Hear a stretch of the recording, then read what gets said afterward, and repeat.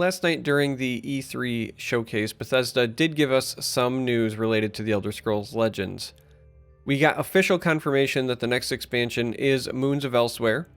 We've known for a little while that we should expect an expansion soon because of the roadmap that Sparky Pants and Bethesda released earlier this year at PAX. And we've kind of guessed the name for a bit because there were some things that were in the client, and we basically kind of knew what the name of the expansion was going to be. But we now have a release date. June 27th is when this expansion is going to be dropping. I'm very, very excited because that means that when the Master Series Finals at QuakeCon take place, there will be new cards that will have been introduced in between the qualifiers and the finals. So you're going to see some of the best players in the world potentially utilizing new decks or new cards for the first time in a tournament setting like that. And that's, to me, very, very exciting. Now, after the showcase, actually, it was kind of like before the showcase was even finished, but after the announcement related to Elder Scrolls occurred during the showcase, we also got an article. And article reveals a little bit more information along with 3 preview cards. I'm going to put a link to the article in the video description in case you have not yet seen it, but essentially it shows off a couple of the new mechanics / keywords that are coming and teases a couple of things. So real briefly, I'll show off the cards, kind of do a mini review and talk a bit about the mechanics a bit. And we're going to start with a name that I'm going to slaughter. I believe this is Khajiit. This is a dragon. And if you have not guessed, most of the theme from this set is going to be very closely tied to the Elder Scrolls Online expansion that is also related to Elsweyr that's occurring right now, right? This is kind of like a concurrent theme. I'm a big fan of that. Now, this dragon is going to be really hard to judge because this is a 12-cost unique legendary. You get an 8/9 body with guard. Seems okay, but the real big thing here is summon the Halls of Colossus. Now, we can see in the image here that it's a 12-cost support unique legendary, but we can't see anything else. So without knowing what that support does, it's very, very hard to judge the value of this unique legend. But hey, unique legend dragons that play unique legend supports, I'm excited. I want to know more. Another thing to note is as you're looking at this image, it appears that that's going to, in all likelihood, be a new playmat coming with this expansion as well, because let's be honest, that's exactly what it looks like over there. And yeah, I wish I could talk more, but all the value of this particular card is going to be tied to what Halls of Colossus is. Now, the next card that the article shows us is Moonphase Suthe. I'm slaughtering that one too, I apologize. This is a 3-cost agility creature. It's a 2/2 Khajiit, and it showcases one of the new mechanics, and that is Wax and Wane. And the article specifically says that you're going to get one of these mechanics based on the phase of the moon, and it says that this is going to change at the end of your turn. Now, this is where I get to tease you a little bit and say I know exactly how this mechanic does work, but rather than spoil it very, very specifically now, I'm just going to let you know that later today, 10:30 Eastern PM, live on Twitch, I'll be revealing a brand new card from the set and talking about some of the mechanics at that time. I will also be releasing a YouTube video at that exact same time that will go over some additional things more in depth. So for now, we're going to look at this one and say this has wax of +1/+1 and drain, meaning when you play this card during a waxed moon, that's what happens. You're essentially getting a 3/3 for 3 with drain. And if you play it during a waned moon, then you get a 2/2 and you draw a card for 3.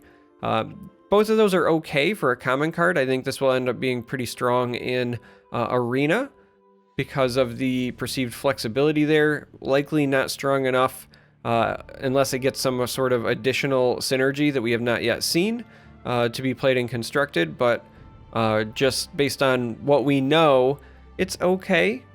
But again, if you want to know more about the mechanic, then stay tuned for another video that'll be coming later tonight, or you can swing by the Twitch stream and ask me questions live. There's your teaser. Now, for the last card that the article shows off, this shows another mechanic coming in the next set.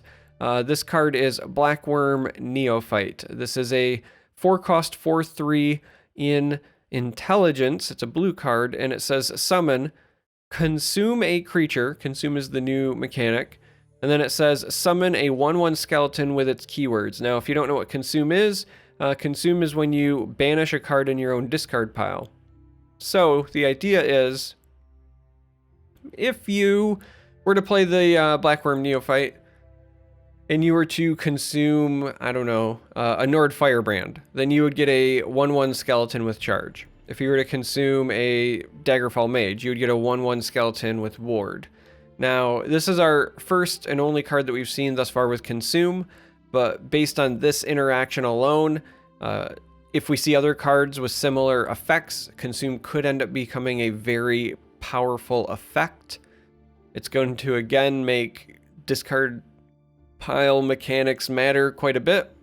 Now, the good news is here, it's not going to be nonstop recursion coming from the discard pile like we've seen in the past, but being able to take what are traditionally not a resource for a lot of decks, which is cards in your discard pile, and turn them into a resource is still really valuable. You're going to make people pay attention to the discard pile that much more.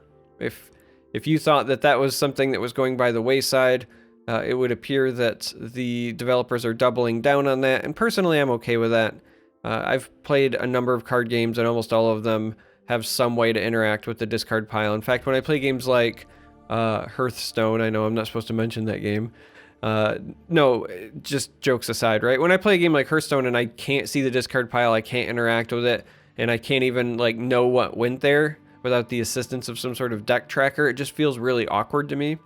So, you know, utilizing it as, you know, a portion of the game that is visible and interactable, I'm a fan of, and I like this mechanic, at least in concept, in theory. So we're going to have to wait and see how many other cards have consume. In terms of power level, I think this one is actually pretty solid for an aggressive, or even if you're not really going aggressive, like a mid-range blue style list, because you're basically getting a 5/4 worth of stats with at least one thing getting a keyword. It's also spread across a couple of bodies, so if you're playing this in something that's more of a go wide deck, the fact that your stats are spread across 2 different bodies might actually matter. I also like the idea, maybe this eats a lethal creature, making a 1/1 lethal creature that you want to sacrifice by trading into something, and you know, getting that additional value while also leaving a 4/3 body behind does have a lot of potential. And I mean, we all know that intelligence is the attribute that is pretty packed with keywords and or wants to interact with keywords, so it makes sense that a card like this exists in intelligence. I like the flavor. Overall, I think it's a solid card, and we're gonna have to wait and see what other, you know, interactions come about. The 1/1 is the thing that kind of hurts the fact that it's stealing keywords, so you know, nobody wants to consume Dagathur to get like the almighty 1/1, but hey, it's better than nothing. So anyway, those are the 3 cards that were revealed in the article. There's your quick review. This early on in reveal season, it's very hard to judge the value of things anyway. All of these are going to be very much subject to what else we see that gets revealed, but of them so far, obviously the dragon has me excited because it's a big unique legendary that summons another unique legendary, and I'm kind of dying to see what Halls of Colossus actually does. I think Blackworm Neophyte is at least interesting, and the Moon Phase Khajiit, again, like I said, we'll probably see decent play in Arena because of the potential flexibility, and that's what I got for you thus far. So again, reminder, 10:30 p.m. Eastern, I will live on Twitch be revealing a new card from Moons of Elsweyr. And I will also be putting up a video here on YouTube if this is your preferred method of consuming content. So covering all of the bases. As always, I read everything. Even if I don't respond to everything, I read everything. So let me know what you're excited about, what you hope to see in the next expansion. And you know, what you think of the cards that we have been teased thus far. If you made it this far, really appreciate it. Thanks for watching. Until next time, may you walk on warm sands.